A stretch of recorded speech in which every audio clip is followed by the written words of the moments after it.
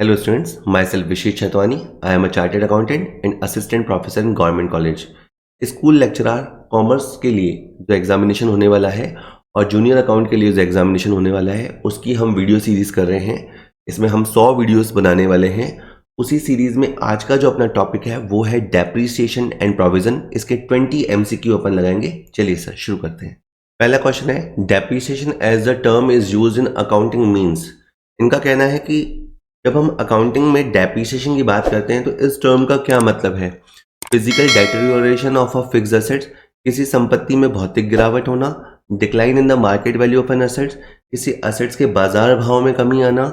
Allocation of the cost of fixed assets over its useful life. ये इसका sir सही answer है।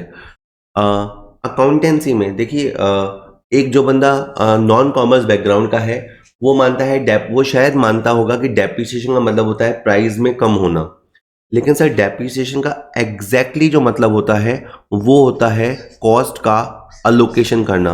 मान लीजिए आपने एक फर्नीचर खरीदा और वो 5 लाख का है और ये भी मान लेते हैं कि उसकी 10 साल की लाइफ है, तो हम क्या करते हैं, हम हर साल 50,000 का डेप्रिसिएशन हम हर साल लगाते हैं। तो एक तरह से हमने क्या किया, हमने फर्नीचर की कॉस्ट को उसकी जो यूजफुल लाइफ है उसमें फैला दिया, लागत को फैला दिया, लागत का आवंटन कर दिया। और ऐसा क्यों करते हैं, ऐसा हम मैचिंग कॉन्सेप्ट की वजह से किया करते हैं। तो ये इसका सही आंसर है। और डेप्रिसिएशन का एक मकसद ये भी होता है कि हम असेट्स को रिप्लेस करने के लिए फंड इकट्ठा करना चाहते हैं, लेकिन जो एग्जैक्ट सेंस है वो सी इसका एग्जैक्ट सेंस है। चलिए सर दूसरा क्वेश्चन देखते हैं। Under the annuity method the amount of depreciation is. Well, depreciation के बहुत सारे मेथड होते हैं, straight line method, WDV method. उन्हीं में एक मेथड होता है आपका एन्युटी मेथड। एन्युटी मेथड में क्या होता है, हम असेट की कॉस्ट को तो कंसीडर करते ही हैं और जो इंटरेस्ट हमने खो दिया, जैसे फॉर एग्जांपल हमने अगर 10 लाख का प्लांट खरीदा तो 10 लाख रुपए तो हमने लगाए और मान लीजिए कि अगर 2 साल के लिए हमने प्लांट खरीदा है तो 2 साल के लिए हमने इंटरेस्ट को भी खो दिया है। तो हम इन दोनों चीज़ों को कंसीडर करते हैं और एक हम फॉर्मूला लगाते हैं, ठीक है, एक प्रेजेंट वैल्यू टेबल होती है, उससे हम कैलकुलेशन करते हैं और कैलकुलेशन से डेप्रिसिएशन का अमाउंट तय होता है और फिर वो अमाउंट फिक्स रहता है। तो इसका जो क्वेश्चन था कि एन्युटी मेथड में होता क्या है अमाउंट ऑफ डेप्रिसिएशन, तो सर वो फिक्स होता है, बार बार बदलता नहीं है, डिक्रीज वगैरह नहीं होता, फिक्स रहता है फॉर ऑल ईयर्स। तो इसका आंसर ए रहने वाला है। The term depletion is used in relation to. Depletion का जो वर्ड है वो किससे रिलेट करता है, हिंदी में शब्द है रिक्तीकरण। इसका संबंध है फिक्स्ड एसेट से, वेस्टिंग एसेट से, करंट एसेट से या इंटेंजिबल एसेट से। तो सर इसका जो संबंध है वो है वेस्टिंग एसेट से, क्षयशील संपत्ति से। सर देखिए, कुछ संपत्तियां ऐसी होती हैं जो हम कहते हैं नेचुरल रिसोर्सेज, ठीक है। आपके नेचुरल रिसोर्सेज कौन से हुए, जैसे मैं बताऊं, अगर आपके पास कोई जंगल है यानी फॉरेस्ट, ठीक है, इसी तरह से आपके पास कोई माइन है, ठीक है, खान, या अगर आपके पास कोई ऑयल वेल है, तेल का कुआं है, ठीक है सर। अब आप बात ये समझिए कि जैसे जैसे आप जंगल में से लकड़ी या पेड़ काटते जाएंगे तो जंगल खाली होता जाएगा, रिक्त होता जाएगा। जैसे जैसे आप खान में से स्टोन माइन है तो स्टोन निकालते जाएंगे, कोल माइन है तो कोल निकालते जाएंगे, तो वो खाली होता जाएगा। जैसे जैसे आप तेल के कुएं में से तेल निकालते जाएंगे, एक्सट्रैक्ट करते जाएंगे, तो तेल खत्म होता जाएगा, यानी वो रिक्त होता जाएगा, डिप्लीट होता जाएगा। जैसे मॉर्निंग से इवनिंग तक काम करके हम डिप्लीट हो जाते हैं, वैसे नेचुरल रिसोर्सेज एक्सट्रैक्शन के साथ, हिंदी में वर्ड होता है उत्कर्षण, जैसे जैसे निकालते जाओगे ना तो वो डिप्लीट होते जाएंगे। तो ये क्षयशील संपत्ति के लिए ये टर्म इस्तेमाल होता है, डिप्लीशन टर्म, ठीक है सर। चलिए next question is, revaluation method of depreciation is generally used in the case of plant, land and building, stock, loose tool. अब एक मेथड एक और होता है रिवैल्यूएशन मेथड, उसका इस्तेमाल किसके लिए करते हैं, तो सर उसका इस्तेमाल करते हैं अपन लूज टूल्स के लिए। ये जो रिवैल्यूएशन मेथड है बेसिकली ये 2 चीज़ों के लिए काम आता है। एक तो जो आपके लूज टूल्स हैं उनके रिवैल्यूएशन में काम आता है, और एक आपका लाइव स्टॉक है। इसमें क्या होता है, हम पहले देखते हैं कि आज से एक साल पहले फॉर एग्जांपल 1 अप्रैल 2021 को लूज टूल की वैल्यू क्या थी, और आज मान लीजिए 31 मार्च 2022 को लूज टूल की वैल्यू क्या है। हम इन दोनों में कंपेयर करते हैं और डिफरेंस निकालते हैं, और जितना डिफरेंस आता है उसे हम डेप्रीसिएशन मान लेते हैं। कि पहले मान लेते हैं कि पहले हमारे पास लूज टूल से फॉर एग्जांपल 4 लाख के, और अभी हमारे पास लूज टूल से मान लीजिए 3 लाख के, तो जो गैप है 1 लाख का उसे डेप्रीसिएशन मान लेंगे, और ये जो तरीका होता है उसे रिवैल्यूएशन मेथड यानी पुनर्मूल्यांकन विधि कहते हैं। ठीक है सर, चलिए, तो इसका आंसर डी रहने वाला है, खुले वाचन। नेक्स्ट क्वेश्चन है obsolescence means decline in the value due to अप्रचलन। अब वो ये जानना चाहता है, मैंने बहुत बेसिक क्वेश्चन लिए हैं, वैसे भी हर वीडियो का जो पहला क्वेश्चन है मैंने बहुत बेसिक रखा है, बट एटलीस्ट ये मस्ट नो चीज़ है, यानी ये तो आपको पता होना ही चाहिए। तो जैसे वर्ड आया ऑब्सिलेंस, इसका क्या मतलब है? मार्केट प्राइस में गिरावट होना? नहीं। वियर एंड टियर, टूट फूट होना? नहीं। इनोवेशंस एंड इन्वेंशंस, हाँ, इस वजह से वैल्यू में डिक्रीज होना। यानी देखिए हिंदी में वर्ड आता है अप्रचलन, दैट इज पहले कोई चीज चलती थी पर वो अचानक चलनी बंद हो गई। एक जमाने में टाइपराइटर चलते थे, आज भी चलते हैं, पर कंप्यूटर आने के बाद उनकी रिलेटिवली इंपॉर्टेंस कम हुई है।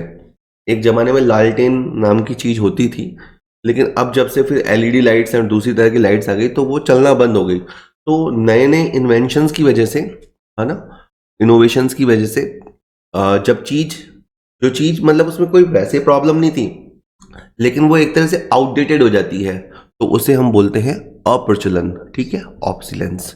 तो इसका आंसर सी रहेगा। सी इसका रीजन है, नवाचार है और आविष्कार। अगला क्वेश्चन है under diminishing balance method the depreciation is calculated on. Well, आपके दो सबसे पॉपुलर मेथड होते हैं, एक होता है स्ट्रेट लाइन मेथड और एक होता है return down value method, WDV method. WDV method का ही नाम ये है, डिमिनिशिंग बैलेंस मेथड, हिंदी में हासमान शेष विधि। इस विधि में, क्योंकि इसमें अगर ये डब्ल्यूडीवी मेथड नाम देता ना तो आप कह देते कि हाँ डब्ल्यूडीवी मेथड पे ही तो डेप्रिसिएशन लगता है।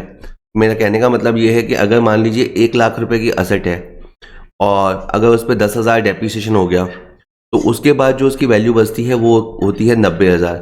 इसी को हम बोलते हैं डब्ल्यूडीवी। ठीक है ना, तो डिमिनिशिंग बैलेंस मेथड में इस 90,000 पे डेप्रिसिएशन लगता है। पहले ऑप्शन में कहा था मार्केट वैल्यू पे डेप्रिसिएशन लगता है, गलत। दूसरे ऑप्शन में लिखा था डब्ल्यूडीवी पे लगता है, सही। ओरिजिनल कॉस्ट पे लगता है, गलत। सारी वैल्यूज पे लगता है, ये तो बिल्कुल ही गलत है। तो बी इसका आंसर रहने वाला है, संपत्ति के अपलिखित मूल्य पे लगता है। ठीक है सर। अगला क्वेश्चन है the amount of depreciation as per sum of years digit method. Sum of years digit method, इसको हम शॉर्ट में बोलते हैं SYDM। इस मेथड में होता क्या है, पहले सुन लीजिए कि अगर असेट्स की लाइफ 5 साल है तो अपन एक उल्टा रेशियो अप्लाई करते हैं, लाइक 5, 4, 3, 2, 1, और फिर जैसे इसका टोटल कर लेंगे, मान लीजिए इसका टोटल आ गया 15। आपकी असेट मान लेते हैं 1,50,000 की है, तो आपके लिए फर्स्ट ईयर का जो डेप्रिसिएशन होगा वो होगा 5/15। आपके लिए जो सेकंड ईयर का डेप्रिसिएशन होगा वो होगा 4/15। आपके लिए थर्ड ईयर का जो डेप्रिसिएशन होगा वो होगा 3/15 एंड सो ऑन। तो ये आपका जो मेथड होता है इसका नाम होता है SYDM, sum of years digit method. इसमें जो वर्षों के जो अंक हैं उन अंकों का योग कर लिया जाता है। ठीक है, तो अब आप देखिए इसमें डेप्रिसिएशन का क्या होगा। तो फर्स्ट ईयर में जैसे आप कैलकुलेट करेंगे तो you will find 50,000, next year में कैलकुलेट करेंगे तो यू विल फाइंड 40,000, 30, 20, 10, तो हर साल कम होता जा रहा है। तो पहला ऑप्शन बढ़ता जाता है, गलत है। घटता जाता है, सही है। थर्ड है कि कांस्टेंट रहता है, गलत है। और चौथा रहता कहता है कांस्टेंट रहता है फिर घटता है, ऐसा कुछ नहीं होता। SYDM मेथड जो कि एक बहुत अच्छा मेथड है, उसमें ईयर ऑन ईयर, साल दर साल आपका डेप्रिसिएशन कम होता जाता है। तो इसका जो आंसर होगा, ठीक है, the amount of depreciation goes on decreasing every year, इसका आंसर बी रहने वाला है। चलिए, होप अभी और क्वेश्चन करेंगे अपन अच्छे से और आपको समझ में आ रहे हो। 8th question, Under the annuity method, the amount of total depreciation is determined by deducting the scrap value from the cost of the asset, deducting the amount of interest from the cost of the assets, adding the cost of assets and interest thereon, adding the cost of the assets and expected cost of maintenance. आपकी जो वार्षिकी पद्धति है, आपकी जो annuity method है, देखिए sir इस मेथड में थॉट ये काम करता है कि अगर मान लीजिए मैंने 10 लाख रुपए का प्लांट खरीदा, तो समहाउ मेरे दिमाग में ये आता है कि 10 लाख तो मैंने प्लांट पे लगाए हैं, पर अगर अपन 10% की रेट सोचें तो हमने एक तरह से 1 लाख रुपए इंटरेस्ट भी गंवा दिया। अगर मान लीजिए कि प्लांट को हमने 1 साल के लिए भी लगाया, अपने 10 लाख रुपए लगाए, तो 10 लाख रुपए के साथ साथ हमने अपना 1 साल का इंटरेस्ट इनकम भी ब्लॉक कर लिया जो हम वैसे कमा सकते थे।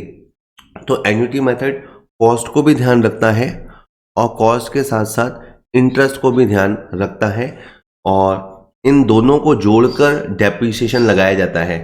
तो कोई और मेथड होता तो समझो 10 लाख पे डेप्रिसिएशन लगता, एन्युटी मेथड में जो इंटरेस्ट होता है एज अ अपॉर्चुनिटी कॉस्ट, उसको जोड़कर डेप्रिसिएशन को डिटरमाइन किया जाता है। तो बाकी सारे गलत हैं। स्क्रैप वैल्यू घटाते हैं, एक मेथड होता है, लेकिन वो आपका स्ट्रेट लाइन मेथड होता है। ब्याज की राशि घटाई नहीं जाती बल्कि ब्याज की राशि को जोड़ा जाता है। ठीक है सर, तो इसका आंसर सी रहने वाला है। ठीक है, चलिए नेक्स्ट है, which method of depreciation is suggested for coal mines. तो ये अभी थोड़ी देर पहले बातों बातों में आ गया था। जब मैं बोलता हूं तो उस क्वेश्चन में 2-3-4 आंसर्स निकालने की कोशिश किया कीजिए कि जो कोल माइंस थी वो मैंने क्या कहा था, डिप्लीट होती जाती है। जैसे जैसे आप उसमें से कोयला निकालते जाओगे वो डिप्लीट होती चली जाएगी। तो आपका डिप्लीशन मेथड बहुत अच्छा रहेगा। बाकी सारे मेथड्स के आप नाम पढ़ लीजिए, पर इसमें रिक्तीकरण विधि ज़्यादा अच्छी रहेगी। जितने भी आपके प्राकृतिक संसाधन हैं, नेचुरल रिसोर्सेज है, उसके लिए आपका डिप्लीशन मेथड अच्छा रहेगा। सर चलिए,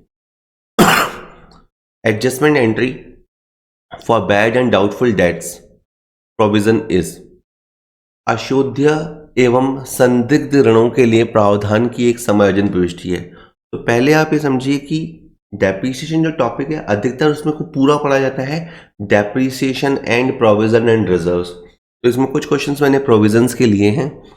अब यूँ समझिए कि आपका पैसा डूबने वाला है, यू हैव अ डाउट कि आपका पैसा कोई डूब सकता है। तो पहली बात है कि आप बैड डेट्स तो लिख नहीं सकते क्योंकि अभी डूबा तो है नहीं। दूसरी बात है कि आप अपने डेटर्स को भी रिड्यूस नहीं कर सकते क्योंकि अभी डेटर्स भी खत्म क्यों करने, अभी पैसा मिलने के चांस तो है। ऐसा आपको लग रहा है, जिस तरह से आपको डेटर परेशान कर रहा है, तो आपको लग रहा है कि पैसा मिलना डाउटफुल है।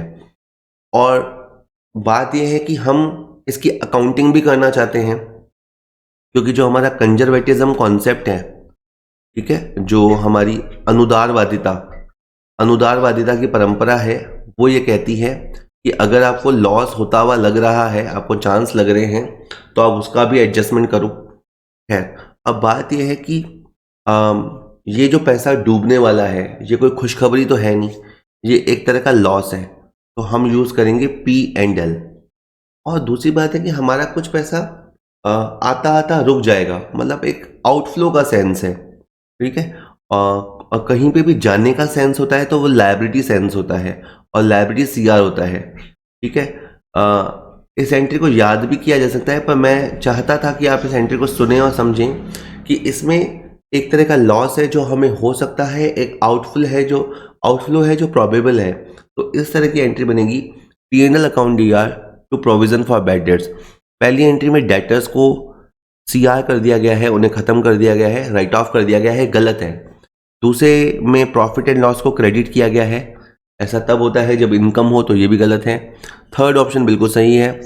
चौथा ऑप्शन भी थोड़ा सा सही है लेकिन पूरा सही नहीं है। ठीक है, मतलब C और D ऑप्शन में C ज़्यादा पॉपुलर प्रैक्टिस है, D को जस्टिफाई किया जा सकता है, पर D बिल्कुल ज़्यादा सही नहीं है, C ज़्यादा सही है। ठीक है, चलिए नेक्स्ट क्वेश्चन है, adjustment entry for provision for discount on debtor is. Well, अगर आपको लगता है कि आपके डेटर्स अच्छे हैं, वो आपको टाइम पे पैसा दे देंगे, न केवल वो टाइम पे पैसा देंगे बल्कि वो डिस्काउंट एंजॉय करेंगे। जैसे हमारी पॉलिसी है कि 15 दिन में जो पेमेंट कर देता है हम उसको 1% डिस्काउंट देते हैं। 1/15 की पॉलिसी है हमारी। तो अगर आपको लगता है कि डेटर्स को डिस्काउंट देना पड़ेगा, अगेन ये एक तरह का लॉस है, अगेन एक तरह का इसमें आउटफ्लो सेंस है कि देना पड़ेगा। तो वापस वही आंसर P&L होगा और provision for discount on debtors, जिसको हम शॉर्ट में PDD बोलते हैं, ये CR होगा। तो इसका सर आंसर A आएगा। सेकंड ऑप्शन में प्रॉफिट एंड लॉस को क्रेडिट किया गया है, गलत है। डेटर्स को क्रेडिट किया गया है, बिल्कुल ही गलत है। ए ऑप्शन सही है तो नन ऑफ दीज कहना भी गलत होगा, तो ए इसका आंसर रहने वाला है। चलिए next is adjustment entry for provision for discount on creditors. इस बार उल्टी कहानी है। इस बार हमें लगता है कि हम क्रेडिटर्स से डिस्काउंट ले पाएंगे। हमें ऐसा लगता है कि हमारे पास चूंकि फंड है, मान लो किसी क्रेडिटर ने हमें 1/30 का ऑप्शन दिया है, तो हमें लगता है कि 30 डेज में हम उसको पेमेंट कर देंगे और 1% डिस्काउंट हमें मिल जाएगा। तो ये एक तरह का फ्यूचर में प्रॉफिट हमें हो सकता है। तो प्रॉफिट है तो P&L को क्रेडिट करेंगे। ऐसी एंट्री पकड़िए जिसमें P&L क्रेडिट हो और इसमें कुछ हमें मिलेगा, तो आने का सेंस है, असेट का सेंस है, तो वो DR होता है। तो बाकी सारे ऑप्शन देखने के बाद मैंने B को कहा है, provision for discount on creditors. मैंने हमेशा कहा है कि जब भी क्वेश्चन आए आपकी स्क्रीन पे, आप पॉज कर लीजिए वीडियो को, 1 सेकंड के लिए क्वेश्चन का आंसर सोचिए, लॉजिक लगाइए और फिर आप इसको आगे चलने दीजिए। ठीक है सर, आपका हाथों हाथ तैयार होगा। मैं बार बार कहता हूँ 35 मिनट का अगर वीडियो है तो शायद 1 घंटे में पूरा होगा, लेकिन आपके 15-20 क्वेश्चन बढ़िया तैयार हो जाएंगे। तो खैर इसका आंसर B रहेगा। बाय द वे बता दूं कि ये सारे जो प्रोविजंस होते हैं, जितने भी प्रोविजंस अकाउंट में होते हैं, उनका CR नेचर होता है। केवल ये एक प्रोविजन ऐसा है, provision for discount on creditor, जिसका DR नेचर होता है और इसको एक्सेप्शन माना जाता है। एक्सेप्शन या अपवाद ये इसलिए है क्योंकि ये फ्यूचर के प्रॉफिट्स को कंसीडर करता है। जनरली हम फ्यूचर में होने वाले लॉसेस और एक्सपेंसेस को कंसीडर करते हैं, ये फ्यूचर में होने वाली इनकम को कंसीडर करता है। तो ये अपवाद है ना। एक कॉन्सेप्ट जो होता है ना अपना प्रूडेंस वाला कॉन्सेप्ट, या जिसको अपन कंजर्वेटिज्म कॉन्सेप्ट बोलते हैं, ये उसके अगेंस्ट है। पर ठीक है, चलिए तो B इसका आंसर रहने वाला है। चलिए अभी और क्वेश्चन बाकी हैं। सर ये जो कोर्स आप देख रहे हैं वो फर्स्ट ग्रेड स्कूल लेक्चरर के लिए भी बहुत इंपॉर्टेंट है और एक जूनियर अकाउंटेंट का जो एग्जामिनेशन होने वाला है काफ़ी साल बाद, उसके लिए भी ये टॉपिक इम्पॉर्टेंट है। मैंने MCQ वीडियोस तो डाले ही हैं जो यूट्यूब पे अवेलेबल हैं, लेकिन उनकी एक संख्या है, शायद मैं 100 वीडियोस के आसपास डालूंगा जो बिल्कुल यूट्यूब पे फ्रीली अवेलेबल होंगे, लेकिन उसमें केवल MCQ ही होंगे। अगर आप एक फुल डिटेल्ड कोर्स करना चाहते हैं तो हमने वो कोर्स भी डिज़ाइन किया है। मैं आपको थोड़ा सा उसके बारे में बता देता हूँ। जो जूनियर अकाउंटेंट एंड TRA के लिए कोर्स है, उसमें हम जो कॉमर्स वाला पार्ट है, जिसमें अकाउंट्स है, ऑडिट है, इकोनॉमिक्स है, बिजनेस है, RSR है और GA एंड FR है, ठीक है, general accounts and financial rules है। ये 6 कहें सब्जेक्ट्स अपन कवर करेंगे और अगर अपन हर सब्जेक्ट को नीचे 10 चैप्टर्स में डिवाइड करें, जहाँ जो कि है भी, तो करीबन 60 टॉपिक्स हैं जो मुझे इस कोर्स में आपको देने हैं। तो जो कोर्स मैंने डिज़ाइन किया है उसमें हमने ये रखा है कि उसमें हम करीबन आपको 300 MCQ वीडियोस देंगे, ठीक है। मतलब आप समझ लीजिए कि हर टॉपिक के ऊपर आपको 5-5 MCQ वीडियोस मिलेंगे। उससे आपकी एक अप्रोच बनेगी क्वेश्चन को लगाना कैसे है, ठीक है सर। इसके अलावा जो कॉन्सेप्चुअल वीडियोस होते हैं कि वो चैप्टर क्या है, क्यों है, उसकी जो भी नोट्स, ट्रू फॉल्स, डिफरेंसेस, जितने भी इंपॉर्टेंट चीज़ें हो सकती है, वो सारे हम थ्योरी वीडियोस में कवर करेंगे, वो भी आपको इस कोर्स में मिलेंगे। इसके अलावा प्रैक्टिकल क्वेश्चंस, जो कैलकुलेशन वाले क्वेश्चंस हैं, वो भी हमने 200 वीडियोस तैयार किए हैं, वो भी आपको देखने को मिलेंगे। क्योंकि हमें नहीं पता, हम नहीं कह सकते कि कई साल बाद ये जब एग्ज़ाम हो रहा है तो उसमें थ्योरी क्वेश्चन ज़्यादा आएंगे या प्रैक्टिकल क्वेश्चन ज़्यादा आएंगे, कैलकुलेशन वाले आएंगे या नहीं आएंगे। तो एज अ सेफ साइड आपको प्रैक्टिकल वीडियोस के क्वेश्चन, ताकि कैलकुलेशन समझ सके, वो देखने चाहिए। इसके अलावा मैं मानता हूँ जो मोस्ट इंपॉर्टेंट फीचर है हमारे कोर्स का, वो है डेली लाइव क्लासेस। 15 फरवरी से हमारे डेली क्लासेस स्टार्ट हो रहे हैं और अगर आप 15 फरवरी के बाद भी ज्वाइन करते हैं तो ऐसी कोई दिक्कत नहीं है, क्योंकि वो रिकॉर्डेड फॉर्म में अवेलेबल है, तो ऐसा कोई नुकसान नहीं होना है। तो डेली हमारे क्लासेस चले करेंगे, उससे अपन देख लेंगे कि किस तरह से सब्जेक्ट को दिशा देनी है आपसे डिस्कशन करके। और मैंने प्री प्लान कर रखा है कि डेली क्या पढ़ाया जाएगा। तो डेली लाइव क्लासेस होगी तो आपको एक वो क्लास वाला फील आएगा और एक वो जो डिसिप्लिन मेंटेन हो पाता है वो हो पाएगा। ज़्यादा समय नहीं है, केवल 5 या 6 महीने बाद ही एग्ज़ाम है, और जो सीरियस कैंडिडेट है वो तो पढ़ाई में लग चुका है। तो जब आपको देखना है कि आप एज अपने आप को सीरियस कैंडिडेट पाते हैं या नॉन सीरियस है, वो जैसी भी पोजीशन हो। इसके अलावा जस्ट अगर कुछ और थोड़ी सी बात करें तो आप 1 महीने तक के फ्री ट्रायल क्लासेस ले सकते हैं। ठीक है, यहाँ पे नीचे आप कॉमर्स पॉइंट का ऐप डाउनलोड कर लीजिए और ये आपको नंबर दे रखा है, अगर थोड़ा कट गया हो तो मैं बताता हूँ, 9928086953।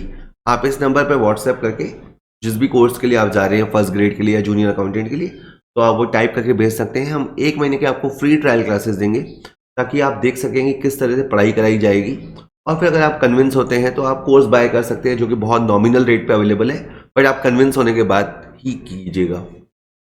डुअल लैंग्वेज मैं यूज़ करूंगा, जैसे कि आप MCQs में भी देख रहे हैं क्वेश्चन हिंदी इंग्लिश दोनों में आ रहे हैं, उसी तरह नोट्स प्रोवाइड करते समय भी हिंदी इंग्लिश दोनों में ही प्रोवाइड किए जाएंगे, और मैं बातों में दोनों आसान हिंदी और आसान अंग्रेजी का प्रयोग करूंगा। ठीक है सर। डेली लाइव क्लासेस वाला फीचर आ ही गया है, और ये भी कि जो भी क्लासेस होंगे इन केस अगर आप मिस करते हैं तो उसकी रिकॉर्डिंग आपको मिल जाएगी। वीकली अपने 5 क्लास हुआ करेंगे तो वो पीछे रिकॉर्ड होते जाएंगे, तो आप जब भी ज्वाइन करेंगे आपको सारा कुछ मिलेगा। ठीक है सर। और ये भी है कि हालांकि कोर्स की फीस बहुत कम है, उसके बावजूद भी अगर आप चाहें तो आप मंथली इंस्टॉलमेंट सिस्टम से दे सकते हैं। ये इंस्टॉलमेंट में आप पैसा दे सकते हैं। ठीक है, ज़्यादा कोर्स नहीं है, 2500 के आसपास का कोर्स है। फिर भी इन दैट केस की आपको लगे कि पता नहीं इतना सब हमें ये देंगे या नहीं देंगे, आप या कई होता है कई लोग फॉल्स प्रॉमिस करते हैं, तो आप ऐसा कर सकते हैं कि 1 महीने के लिए आप दे के देख लें, और फिर आपको कन्विंस होते हैं आप तो कंटिन्यू कीजिए। इन केस आप कन्विंस नहीं होते तो आप 300-400 रुपये का नुकसान खाएंगे, वो भी आई बिलीव कि कोई नुकसान नहीं होगा आपको। और एक अपन डाउट क्लियरेंस के लिए एक डेडिकेटेड एक टेलीग्राम चैनल बना लेंगे। जो संख्या बढ़ेगी, मेरे पास इंक्वायरी आ रही है, तो जैसे जैसे अपना बढ़ता जाएगा अपन एक टेलीग्राम ग्रुप क्रिएट कर देंगे, उसमें जो भी प्रॉब्लम स्टूडेंट्स को आएगी वो उस पर डाल दिया करेंगे, फिर मैं या बाकी स्टूडेंट्स को सॉल्व कर दिया करेंगे, तो हैंड टू हैंड अपने डाउट्स निकलते जाएंगे, थोड़ी ज़्यादा क्लियरिटी आएगी। ठीक है सर, होप आप देखेंगे कोर्स को। चलिए सर, तो अभी अपन और क्वेश्चन बाकी हैं उनको देख लेते हैं। विच method of depreciation suffers from the limitation of unequal burden on profit and loss account. ये कहता है कि इन मेथड में से कौन सा मेथड ऐसा है जिसमें अनइक्वल बर्डन का प्रॉब्लम होता है। तो देखिए सर, जब आप कोई असेट लेते हैं और मान लीजिए कि आपका स्ट्रेट लाइन मेथड आप फॉलो करते हैं, तो एक तो होता है डेप्रिसिएशन और एक होता है रिपेयरिंग का कॉस्ट। तो SLM में क्या होता है, आपका डेप्रिसिएशन तो मान लीजिए है 10-10 हज़ार रुपये एवरी ईयर, और रिपेयरिंग का कॉस्ट मान लेते हैं फर्स्ट ईयर में नहीं लगा क्योंकि नई एसेट है, और फिर आप उसका साल दर साल उसका जो रिपेयरिंग का अमाउंट है वो बढ़ता जाता है। अगर आप इन दोनों का जॉइंट कॉस्ट देखें, क्वेश्चन को थोड़ा क्लियर पूछना चाहिए था कि डेप्रिसिएशन और रिपेयर का जॉइंट कॉस्ट किस में अनइक्वल होता है, लेकिन इसका सेंस यही था कहने का। तो अब आप देखिए कि आपका फर्स्ट ईयर में जो P&L पे लोड आया वो 10,000 आया, दोनों का मिला के। अगले साल में 11 आया, और फिर ये 12,000 आया, और फिर ये 13,000 आया। तो आप हुआ क्या कि साल दर साल इस मेथड में आपके ऊपर अनइक्वल बर्डन आया। तो यहाँ पे थोड़ी प्रॉब्लम है। अगेंस्ट अगर देखें WDV मेथड में क्या होता है, आपका जो डेप्रिसिएशन होगा वो रिलेटिवली कम होता जाएगा, 10, 9, 8, 7 कह लेते हैं, और मान लेते हैं कि आपकी जो रिपेयरिंग कॉस्ट है पहले थी 0, फिर 1, फिर 2, फिर 3। तो इसमें आप देखेंगे कि आपकी जो जॉइंट कॉस्ट आएगी वो कमोबेश मोर और लेस इक्वल आएगी, और इसीलिए जो WDV मेथड है वो के फॉलोअर्स हैं वो इस मेथड को बहुत अच्छा बनाते हैं, और स्ट्रेट लाइन मेथड इस मामले में पिछड़ जाता है क्योंकि उसमें अनइक्वल बर्डन का ड्रॉबैक है। तो इस क्वेश्चन का आंसर ए रहने वाला है। फिक्स्ड इंस्टॉलमेंट मेथड में ये लिमिटेशन होता है। 14 क्वेश्चन कहता है which of the following statement is not true about provision. इनमें से क्या सही नहीं है।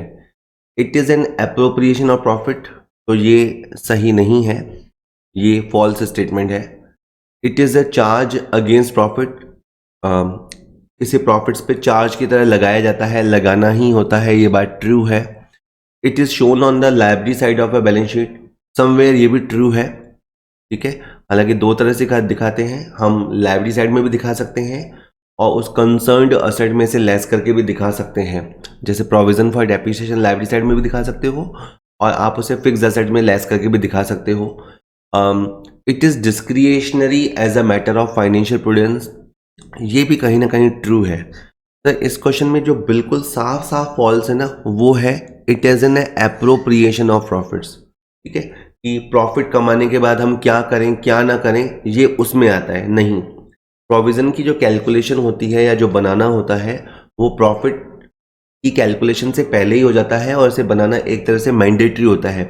एप्रोप्रिएशन का मतलब होता है मैंडेटरी नहीं है, बनाओ तो आपकी इच्छा है, ना बनाओ तो ना बनाओ। तो ये पहला स्टेटमेंट फॉल्स है।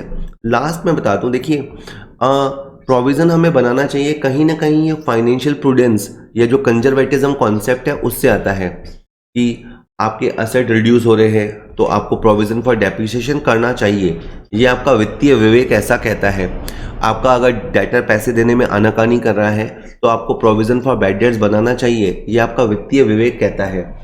अगर आप बिजनेस कर रहे हैं तो आपको इनकम टैक्स भी देना पड़ेगा, तो आपको प्रोविजन फॉर इनकम टैक्स बनाना चाहिए, ये आपका वित्तीय विवेक कहता है। लेकिन फिर कितना बनाना है, प्रोविजन 5% रखना है या 7% रखना है, ये आपके विवेकाधीन है, ये आपके डिस्क्रिएशनरी पावर पे छोड़ा गया है। ठीक है सर, तो इसमें जो क्लियरली फॉल्स है, तो फर्स्ट स्टेटमेंट है वो क्लियर फॉल्स है कि ये लाभों का नियोजन है। बाकी सभी में कुछ ना कुछ सच्चाई आवश्यक रूप से है। ये लाभों के विरुद्ध प्रभार है, इसे देयता पक्ष पर दिखाया जाता है, ये वित्तीय विवेक के तहत कंसीडर किया जाता है, तो ये बाकी बातें सही है। ठीक है सर, चलिए next is which one is not the cause of depreciation, इसमें से क्या डेप्रिसिएशन का रीजन नहीं है।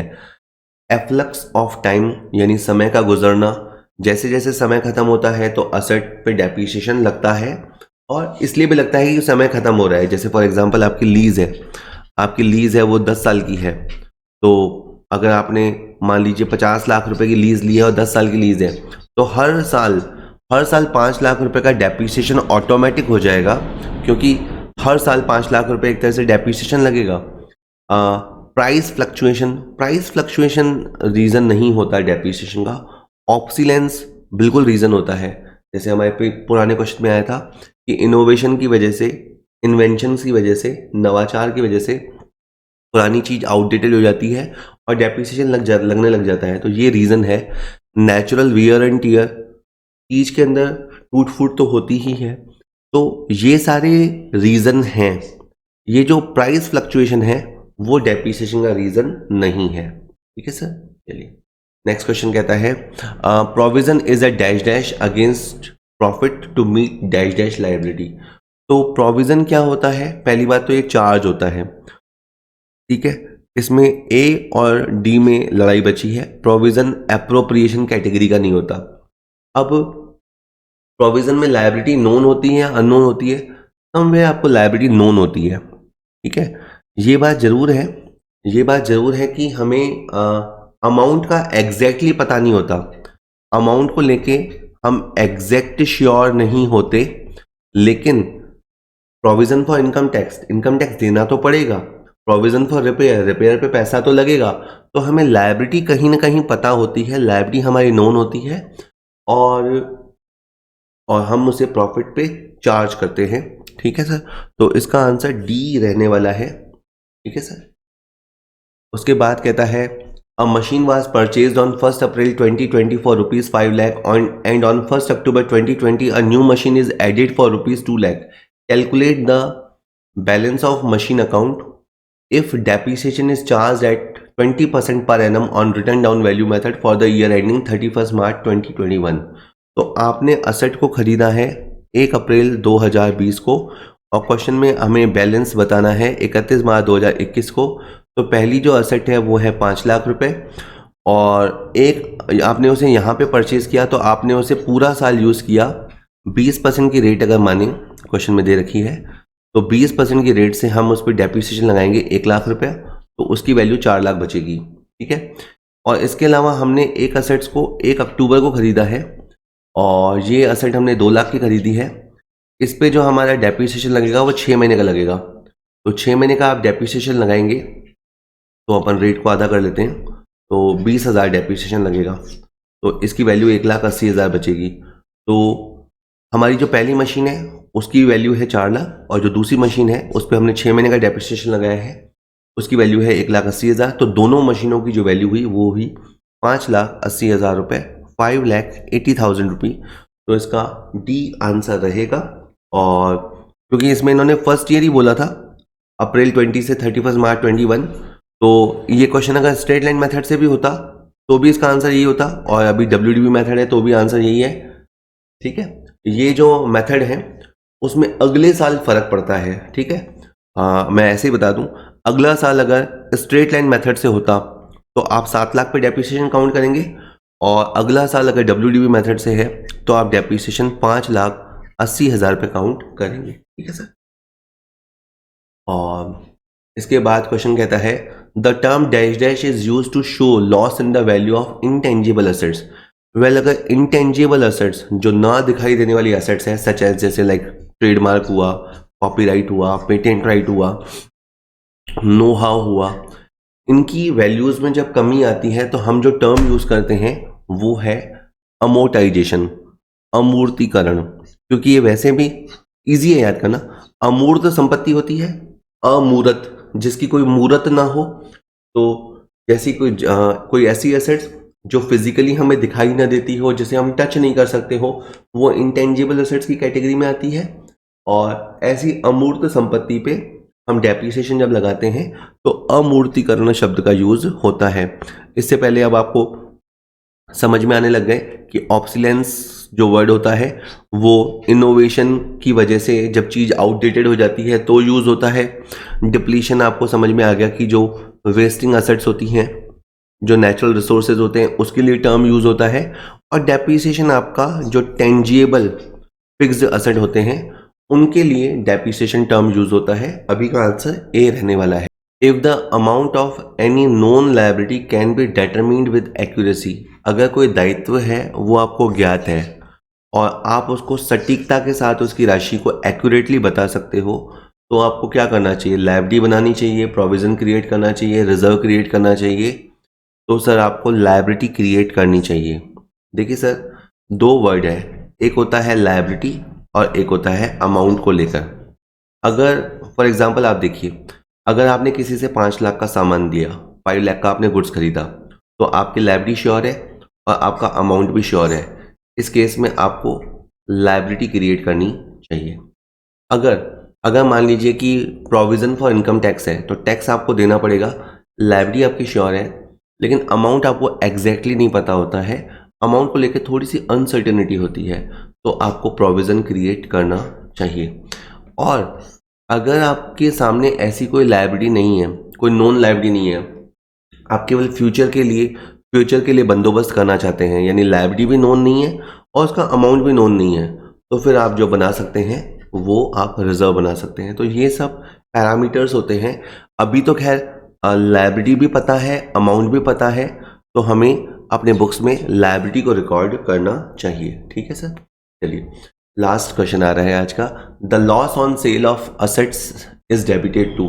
वेल, अगर आपने किसी असेट्स को बेचा है और आपको अगर लॉस हुआ है तो वो कहाँ जाएगा? प्रॉफिट एंड लॉस में जाएगा, ट्रायल बैलेंस के सीआर साइड में जाएगा, बैलेंस शीट में जाएगा, या ट्रेडिंग अकाउंट में जाएगा?